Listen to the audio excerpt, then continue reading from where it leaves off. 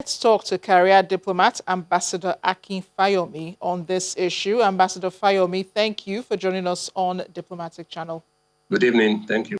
Thanks for being here. So, what do you make of this incident that the Minister of Foreign Affairs now says has been resolved? Um, Good question. I will want to go with the foreign minister in the sense that indeed that incident, which will have led into a big diplomatic row, has been resolved in favor of Nigeria. Unfortunately, it shouldn't even have come to that. But then the issue is that it happened and it was resolved amicably, in my opinion. It was resolved in a diplomatic way, in my opinion. The ministers of both sides, both in Ghana and Nigeria, acted promptly. I give kudos to the Ghanaian government particularly because immediately that complaint was made by our mission in Accra, they swung into action, and the foreign minister came up in the press conference to say they were going to investigate, to get to the bottom of the issue, and to see how it can be de-escalated. And I think they did that because within 2 days or so, they had apologized, the foreign minister first and foremost. Later on, the president of Ghana also called our president here to also apologize. And then they went beyond that to say that they were going to rebuild the building that was demolished, at least pay compensation for it. And also went beyond to say that the perpetrators, in fact, they've arrested a couple of them, that they will be prosecuted. I think, as the foreign minister of Nigeria said, it has been resolved. And only when that compensation does not come, when that promises are not made, then that is when we can say that it has not been resolved. But at least as of this moment, yes, it has been resolved amicably. Yeah, but this is just this case. And according to the representatives, to members of the House of Representatives Foreign Committee, they say that this is the second time that this is happening. So do you think that this is a one-off resolution, one that takes care of every other one that we have with Ghana, hoping that this will not recur? There is no way, madam, that you will not have hiccups in relationships, even in personal relationships. You can solve a quarrel today, you can still fight tomorrow. So same goes for nations. Same goes for interest. If something happens tomorrow and it goes against Nigeria's interest, yes, we have to also resolve it. There's never any ending to intrigues and fightings and battle over turfs and all that. The only thing is that once it comes, you resolve it without damaging the excellent relations that you have, without resorting to brick apart, without resorting to necessary reciprocity, without bringing in external bodies, because it could have gone to our arbitration court, we could have sent it to the UN, we could have sent it to ECOWAS, we could have sent it to the African Union, but we resolved it bilaterally. So that rests this case. It doesn't give it a surety that nothing else will happen. That is an interrelationship. You must expect things to happen, but it's the way you resolve them that shows either maturity on one person's part or diplomacy on the other person's part. And as long as the two bodies meet halfway and solve that problem, then you can say that is now resolved, and then we wait for the next one, which will definitely come. We don't know which form that it will come, but there's no way there will not be frictions between nations. Well, because it's human relations, much as it is diplomatic relations, it's people who conduct diplomatic relations. So you're right, it will reoccur in the near future, but we hope not.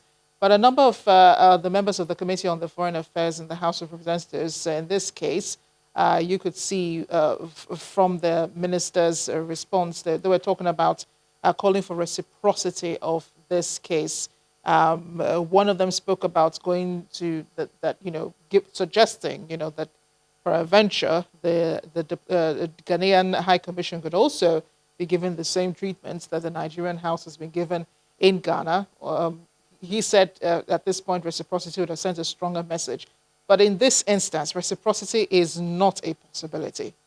In this instance, I disagree totally with the honorable members of the House of Representatives. Well, maybe emotions was making them to make that kind of statement, maybe.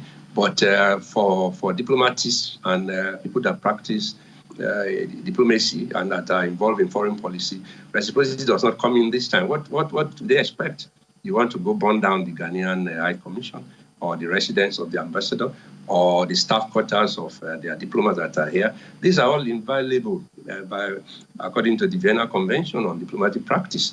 Yes, Ghana breached that convention, by allowing part of our mission to be demolished, to be attacked, in spite of the fact that there were Ghanaian security men looking on. That is a big breach, and that was why they had to apologize immediately, because they knew that they had breached the Vienna Convention, which we all signed up to. So in that case, yes, they knew they have done that. But then we can now go and say, okay, what do we do? You don't forget about the South African xenophobia that happened a few months ago last year, and people here in Nigeria wanted to start burning MTN, burning They did destroy some businesses they thought came from South Africa. That kind of reciprocity, say, okay, I burn yours, you burn mine. It is not, in this case, you can't carry the building, and say, let's go and burn another person's building. I think diplomacy won, in this case, in this instance.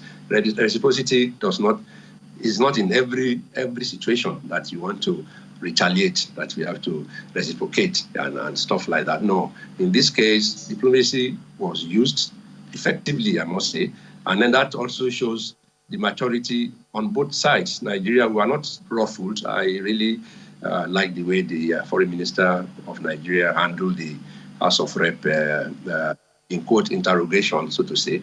He told them things have been done, and within 48 hours, the tension has been doused. The whole of Nigeria has seen that Ghana has apologized. They are ready to pay for it. They are going to catch some of the criminals. They are going to prosecute them. So that means we did quite well by not saying, let's storm the Ghana High Commission, let's carry placard to this place. I think in this case, reciprocity is not the right choice. And I'm happy that we took the right choice by engaging the Ghanaian.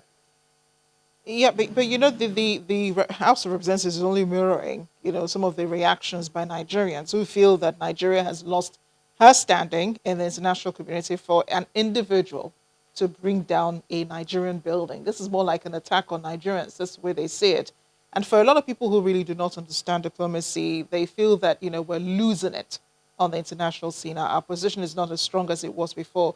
We're not particularly being respected as we used to be in the past for countries like, for issues like xenophobia and, attacks on our traders in Ghana, and now a Nigerian building being attacked. They feel that we have actually lost our standing in the international community.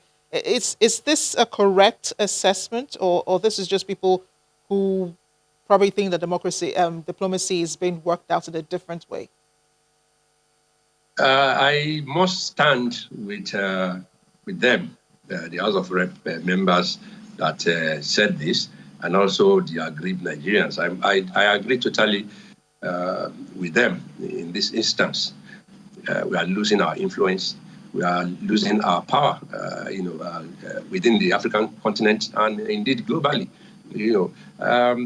I believe that we are not strong enough in terms of foreign policy. We need to be much more forceful as we used to be. We remember quite all right some years back, some decades back, when Nigeria, if Nigeria should sneeze, the whole of ECOWAS, if not the whole African continent, will catch cold. Because they have to toe our line when we say this or we want this done. But unfortunately, that has been eroded. That influence is no longer there as much as it should be. I don't know even if we have at all, or else Ghana should not have dared to allow, without impediment, an individual to carry bulldozers to a Nigerian mission. That would never have been tolerated if Nigeria had been the great power that it was. Yeah, and still talking about Ghana, though, some have, linked this to Nigeria closing her borders, which they say if it's a violation of ECOWAS protocol, and they're relating this to the attack on the traders and so on. How do we begin to mend this relationship with Ghana, and how do we begin to smooth things out so that our people do feel safe in Ghana? Well, like you just mentioned rightly, that part of the problem also came from us.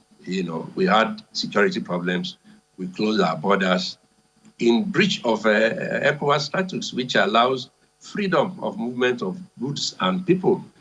But then we closed the border without notice. It's been on now since maybe September or November last year, and thousands or millions of dollars of Ghanaian goods are stuck in Lagos, and they can't go out. Of course, they felt aggrieved there, and they took it out upon our own traders in Ghana, particularly in Accra and Kumasi. And they were forced to lock up their shops because they were afraid of it being looted and burnt and all that. So we also have some fault in this issue. I know each country, you sign up to international treaties, you break them from time to time. You can see even the USA breaking with WTO, breaking with WHO, breaking with everybody for the interest of the USA. So sometimes Nigeria too will break treaties for the interest of Nigeria. But then Nigeria can go back to ECOWAS, but that is why it was established in the first instance in 1975, and let them trash some of these issues. If you know that you have problems with Ghanaian goods coming into Nigeria or Nigerians going there, then you have the corridor, a window, whereby you can say, okay, for this period, you can move your goods under strict scrutiny by customs and immigration and all that stuff. And then for this period, our people also can move their goods. But total closure, total ban, it's not the way to go. Ambassador Akin Fayomi, thank you again for speaking with us on Diplomatic Channel. Thank you for having me.